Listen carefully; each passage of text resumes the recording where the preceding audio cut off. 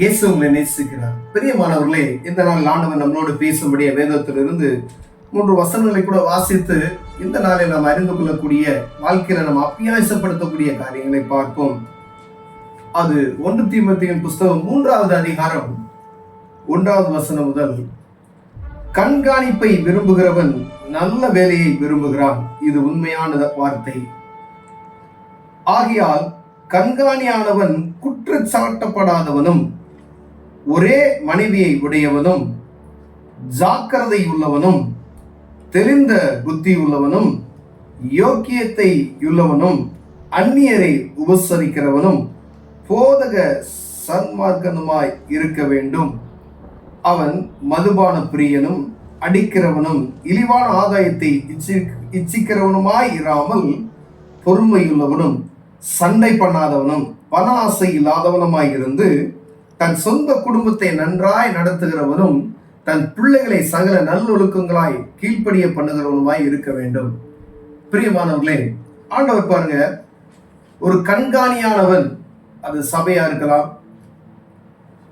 ஒரு ஸ்கூலா இருக்கலாம், இல்ல ஒரு கம்பெனியா இருக்கலாம், இல்ல தேசத்தை ஆளக்கூடிய ஒரு தலைவர்களா இருக்கலாம், நாட்டை ஆளக்கூடிய தலைவர்களா இருக்கலாம், ஒரு கிராம பஞ்சாயத்துல இருக்கக்கூடிய ஒரு தலைவரா இருக்கலாம், இல்ல 10 பேருக்கு ஒரு அதிபதி, 100 பேருக்கு அதிபதி, 50 பேருக்கு அதிபதினு சொல்றாங்க. அப்படிப்பட்ட ஆட்களா இருக்கலாம். நீங்க 10 பேரை வச்சு வேலையே வாங்கலாம்.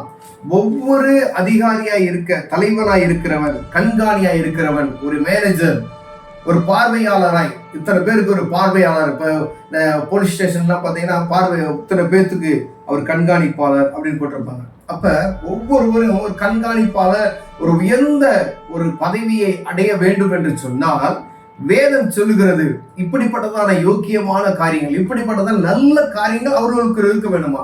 அவங்கதான் என்ன செய்ய முடியுமா, இந்த வேலையை செய்ய முடியும் என்று. ஒருவேளை வேதத்துல அவன் பயங்கரமான படிப்பு இருக்கணும் அப்படின்றத எழுதல, அவங்க படித்திருக்கணும். அதுக்கு என்ன போட்டிருக்கணும், அதுக்கும் ஒரு வார்த்தை எழுதியிருக்கு. ஆகையால் கண்காணியானவன் குற்றம் சாடவனும் மற்றவங்க நிமித்தமாய் யாரும் கை நீட்டி உங்களை குற்றம் சொல்லக்கூடாது என்று ஆண்டவர் சொல்லுகிறார். பாருங்க, ஒரே மனைவியை உடையவனும், ஒரு தலைவனாகப்பட்டவனுக்கு ஒரு மனைவி, வேதம் நமக்கு கற்றுக் கொடுக்கிற ஒரு மனைவியை உடையவனும் ஜாக்கிரதை உள்ளவனும், ரொம்ப இந்த வேலையில அதை விரும்புகிறவர்கள் ஜாக்கிரதையா எதையும் நிதானித்து ரொம்ப கவனமாய் இருக்கும்படியாய் ஆண்டவர் விரும்புகிறார். பிரியமானவர்களே, தெளிந்த புத்தியுள்ளவனும் யோக்கியமானவனும் அந்நியரை உபசரிக்கிறவனும் போதக சன்மார்க்கம். போதக சன்மார்க்கம் அப்படின்னா படித்திருந்தா மாத்திரம்தான் அதை செய்ய முடியும். போதக சன்மார்க்கம் மற்றவங்களுக்கு சரியான முறையில் போதிக்கக்கூடிய ஒரு ஞானத்தை ஆண்டவர் நமக்கு கொடுக்கணும், படிப்பு இருக்கணும் கண்டிப்பா. பாருங்க, அந்நியரை உபசரிக்கிறவனுமாய். அந்நியர்களை உபசரிக்கிறதுக்கு வேதத்துல நீங்க அந்நியர்களை உபசரிக்கும் பொழுது என்ன, தேவதூதர்களை கூட நீங்க உபசரிப்பீங்கன்னு வேதம் சொல்லுகிறது. மற்றவங்க வெளியூர்ல இருந்து வராங்க, உங்களுக்கு யாருன்னே தெரியாது, அவங்க ஒரு காரியம் கேட்டாங்கன்னா அவங்களுக்கு நீட்டன் குட்டா ஏதாவது அவங்களால சொல்ல முடிய வார்த்தைகளை சொல்லிடணும். ஒரு சில இடத்துல வேற வெளியூர்ல இருந்து வந்தாங்கன்னா அவங்க என்ன செய்வாங்க, சரியா ட்ரீட் பண்ண மாட்டாங்க. ஆனா வேதம் சொல்லுவது அந்நியர்களை உபசரிங்க அப்படின்னு சொல்லுது.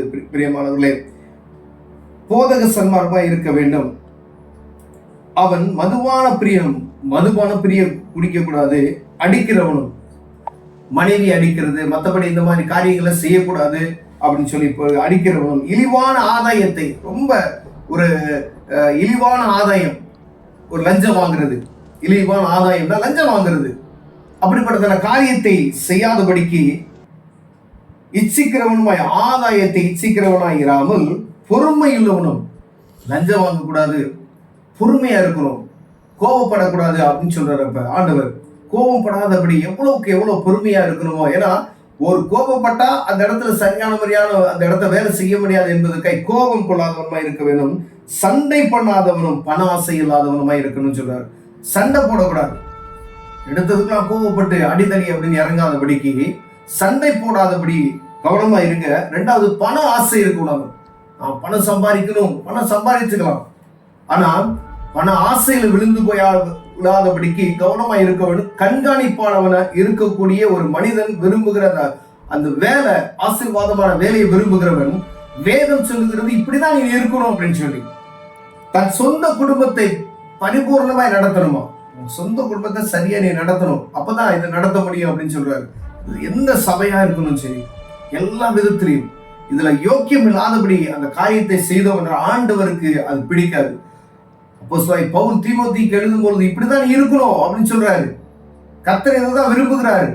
ஒரு சபையை நடத்தினா இப்படிதான் நீ இருக்கணும், இதுல குறைச்சல் உள்ளவனா இருந்தால் அது தகுதியற்றவன் என்று வேதம் சொல்லுகிறது. பிரியமானவர்களே, தன் பிள்ளைகளை நல்லொழுக்கமாய் நடத்துறதுக்கு தெரிஞ்சிருக்கணும் அப்படின்னு சொல்லணும்.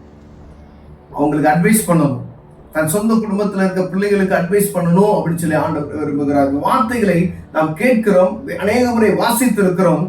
இந்த வார்த்தைகளை நாம் அபியாசப்படுத்தணும். அதுதான் ஒரு மேனேஜரா பதவி வேணும் அப்படின்னு சொல்லி எல்லாருக்குமே ஆசை இருக்கும். ஆனா அந்த இடத்துல போய் அமர்ந்து தேவ சமூகத்துல நம்ம வேலை செய்யணும் அப்படின்னா வேதம் சொல்லுகிறது இப்படிதான் இருக்கணும். அப்ப நீங்க சர்ச்சில் ஒரு முதன்மையான இடத்தை நீங்க விரும்புனீங்க அப்படின்னா இந்த காரியத்துல ஒரு காரியம் நமக்குள்ள தலை தூக்கி நிக்குது அப்படின்னு வச்சுக்கோங்களேன். தலை தூக்கி நிக்குதோ இதுல இருக்கக்கூடிய காரியத்துல இருக்கும்போது அப்ப தேவ சமூகத்துல நீங்க அர்ப்பணித்த ஆண்டவரை இதெல்லாம் விட்டுறேன் அப்படின்னு சொல்லிட்டு அந்த பதவியில நீங்க இருக்கணும். அப்ப இப்படிப்பட்டது ஆள் வந்து கண்காணிப்பானவன இருக்க முடியாது அப்படின்னு சொல்லுது வேதம். இது ஃபர்ஸ்ட் சபைக்கு தான், கர்த்தருடைய பிள்ளைகளுக்கு தான், அடுத்துதான் உலகத்துக்கு. அவரை அறியாத மக்களுக்கு இது ஆண்டவர் எழுதி வைக்க முடியல, எழுதல. தீமோத்தேயுக்கு பாருங்க, அவர் ஆண்டவரை அறிந்து கொண்டவருக்கு தான் அப்போஸ்தலன் பவுல் எழுதுறாரு. அப்ப கர்த்தருடைய பிள்ளைகள் இப்படிதான் இருக்கணும்னு சொல்லி வேதம் சொல்லுகிறது. நம்ம சரியானபடிக்கு அடுத்தவங்களை நல்லா இருக்கணும்னு சொல்லி நம்ம கை நீட்டக்கூடாது.